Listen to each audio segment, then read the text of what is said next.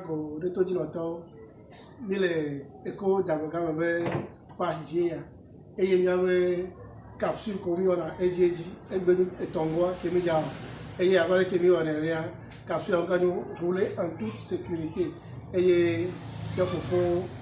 geju shalu eri gba fa le kamo to ya nka ti ra ko kuro ni so ya bi partager image de so appareil lenti eye to jino to jo se appareil kan ko no nka bo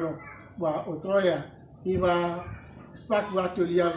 nya ho nya ko to ala kan eye nke appareil ona nke va appareil benua ela de gan wona mi eye wala ko kuro nchine mi ke fofo wezo la mane do ko wona ja yo akika m'avait bonsoir na tout dinoto mon journal melo et qui me font j'espère qu'ils me font yori améliorer c'est bien envie geju chadu et l'on beko DG du gas pack la sainte oui donc kaka émission à amelo va les do caméra les émission et jodina ruto o la encourager bi bagba yeji ya ja ta fún to to o be le jodina ruto donc o do pour la donne me ko bo do la gba ikiro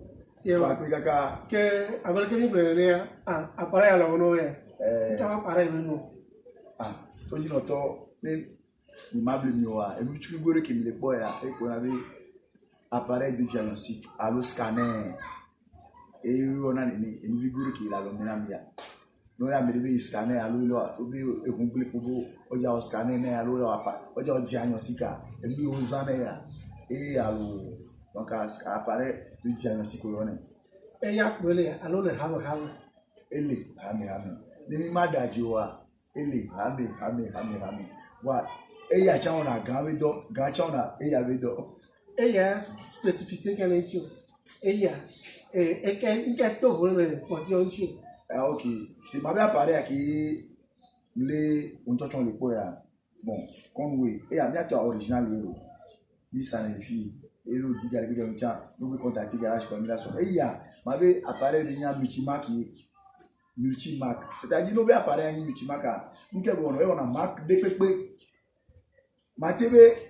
et do le ki pepe omni buti mako e ya e le to di no to ro do to funa nuere e le ki o la po fufu la ti no wo di fini arin mi aba no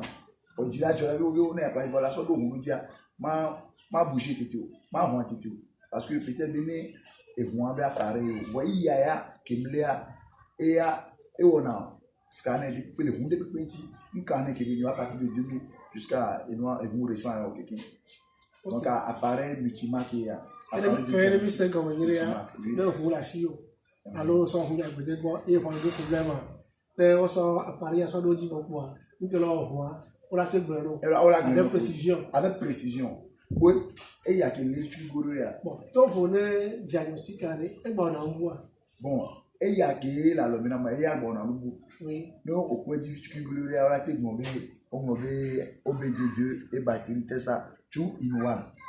C'est appareil à vivre bien. À part scanner bido wa et va permettre na bosso mesurer na et batterie so test na batterie elle la bia mu la wa et moi pour qu'on le mettre au nyo elle trop le pujo avec nia la tinia ne bon on là où ya que on voit où ya les cartons là on sort cabier borenti et cabier sans écaler appareil à matière et tesson du batterie bédo donc à série contrôle les coups plus ou moins et non la batterie de petit et on a quand on a mauvais et moi et mon vieux test le batterie quoi donc sur quoi les causes en est on la sort charé et kayanti prise il y a même prise OBD2 prise OBD2 technicien qui peut manger bien anti bien donc on la sur quoi mâle et femelle et voilà solo américain il a du perrique et bon appareil tous appareil batterie to ba ya appareil de diagnostic appareil batterie to OK if ya ni sur là une batterie qui est nous 24 volts you 12 volts you 6 volts you que au bout sur quoi voilà so et ya so ina puissant voilà so et ya so ina moins et bon quoi ni quoi et ici mais dans nos via te gogo même la quoi ici et appareil à tiens une réunion appareil écran couleur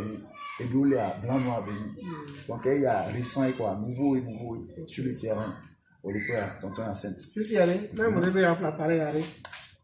est-ce que ça na me be appareil ni be tegogo garage park bois mila sene jana mo jibe akpare ko zane ni tegogo mi chakwa mi ati formé que mi ora keke mi on kiki jana wa ko mi ala ji ko la ko mi bon nous wa ko mi fiwa on la ko mi j'avais nombre 10 et puis 93 70 99 92 nous l'extérieur à plus de 128 et ni togo be koda togo les mi de l'homme avec togo on est wa donc